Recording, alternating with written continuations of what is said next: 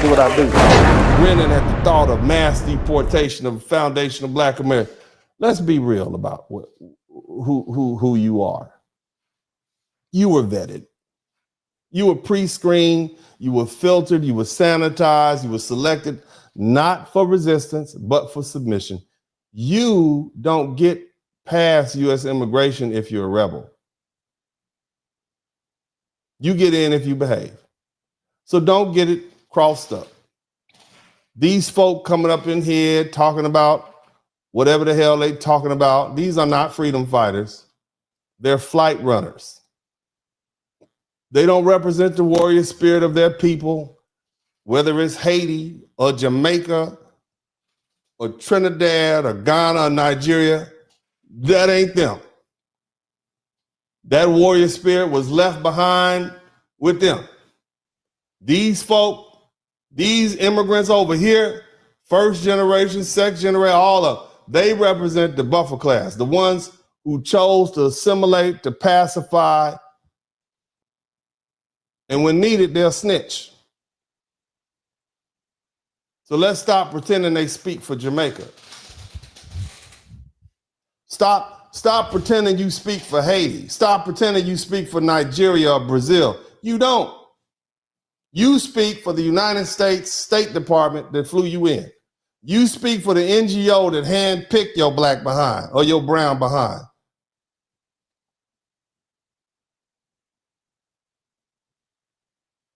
You'll never challenge white power. You beg to get close to it. We know that.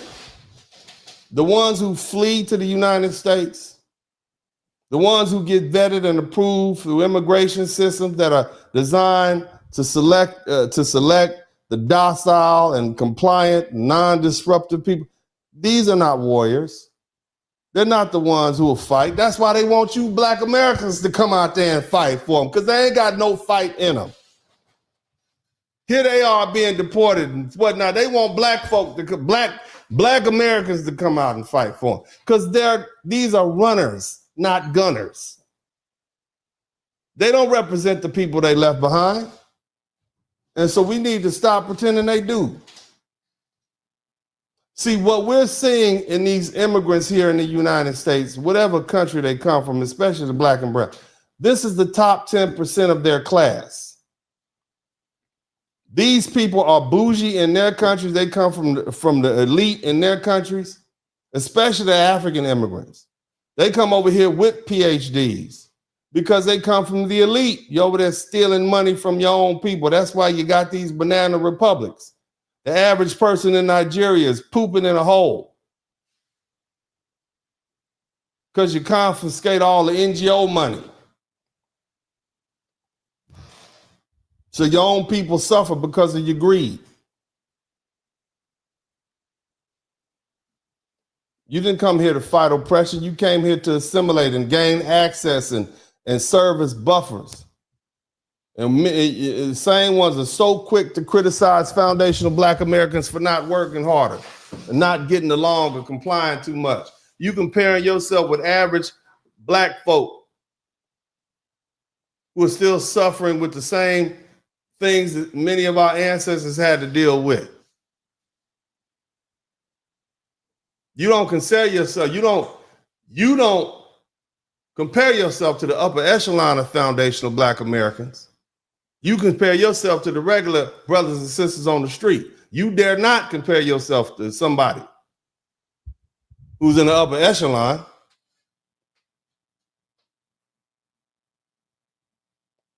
But the most important thing you need to understand is they don't understand the fight because they weren't in it.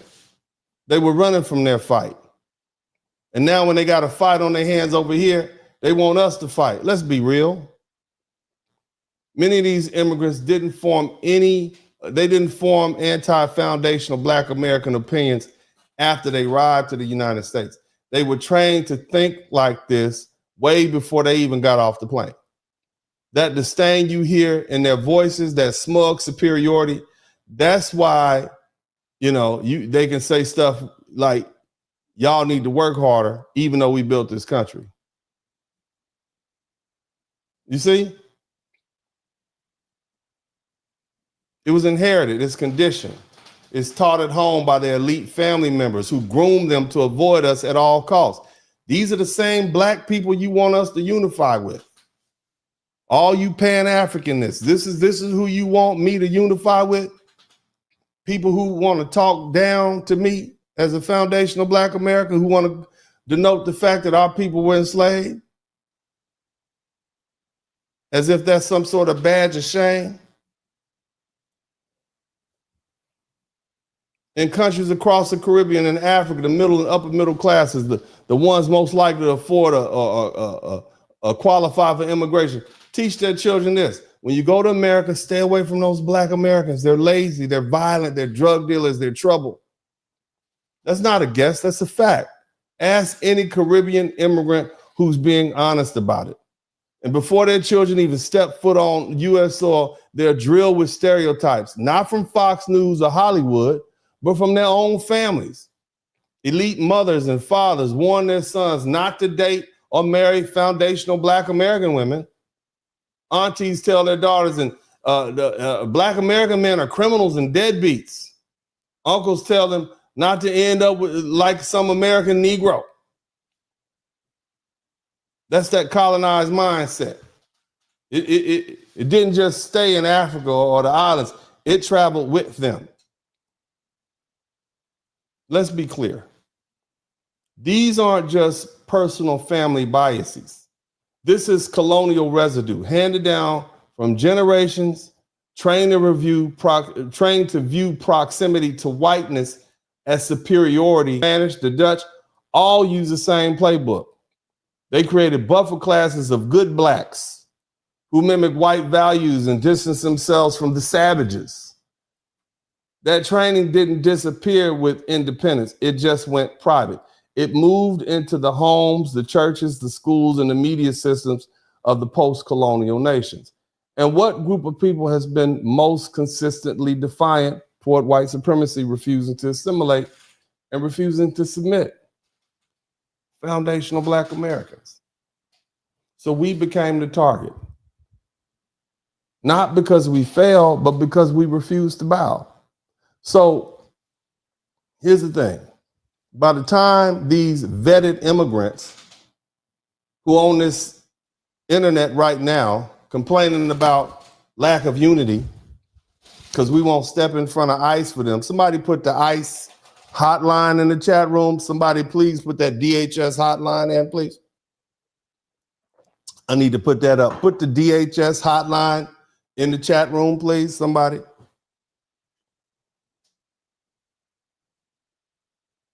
By the time they get over here, they're already preloaded with anti-FBA propaganda. My name is Dennis Spurling. I'm an attorney here in Houston, Texas.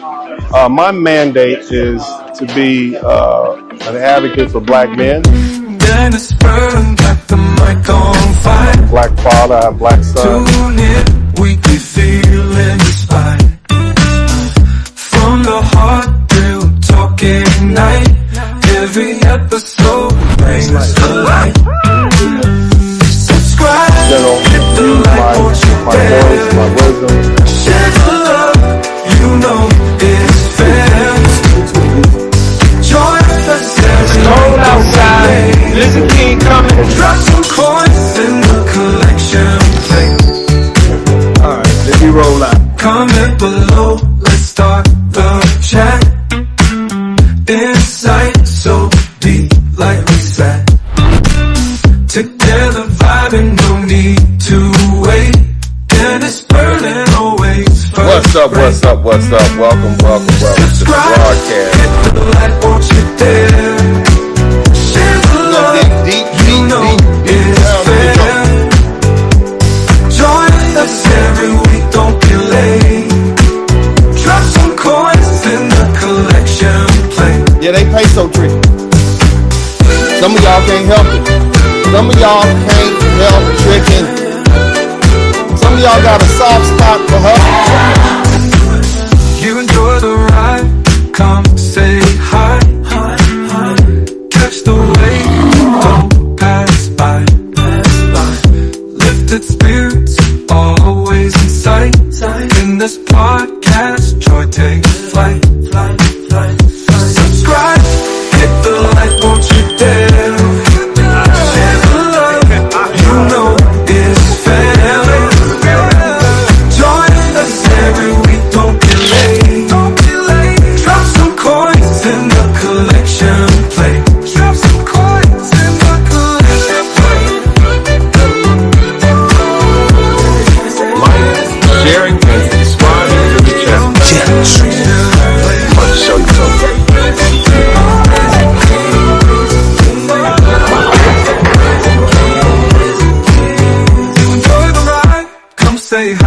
catch the wave, don't pass by. The spirit's always inside. In this podcast, joy takes flight. Subscribe, hit the like, won't you dare. Share the love, you know it's fair. Join us every week, don't be late. Drop some coins in the collection plate. Drop some coins in the collection plate.